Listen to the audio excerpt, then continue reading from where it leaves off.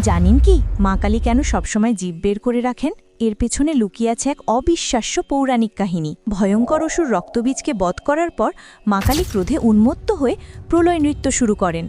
তারই ধ্বংসলীলায় ত্রিভুবন ধ্বংসের মুখে এসে দাঁড়ায়। দেবতারা ভয় পেয়ে ভগবান শিবের কাছে ছুটে গেলেন। একমাত্র তিনিই পারতেন এই ধ্বংসলীলা থামাতে। কিন্তু মায়ের ক্রোধ এতটাই তীব্র ছিল যে শিবের পক্ষেও তাকে আটকানো সম্ভব ছিল না। তাই তিনি একটি উপায় বের করলেন। তিনি নিজে সেই রণক্ষেত্রে গিয়ে সমস্ত মৃতদেহের মধ্যে শবের মতো নিশ্চল হয়ে শুয়ে পড়লেন। ক্রোধে উন্মত্ত মা কালী নাচতে নাচতে হঠাৎই খেয়াল না করে সেই সবরূপী মহাদেবের বুকের উপর পা দিয়ে ফেললেন। স্বামীর শরীরে পা লাগার সাথে সাথেই তার হুঁশ ফিরল।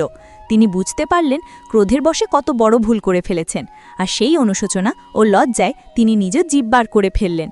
সেই মুহূর্তেই তার প্রলয়কারী রূপ শান্ত হয়ে যায় এবং সৃষ্টি ধ্বংসের হাত থেকে রক্ষা পায়। যদি সত্যিই মা কালীর উপর বিশ্বাস থাকে তাহলে ভিডিওটি লাইক ও সাবস্ক্রাইব করুন।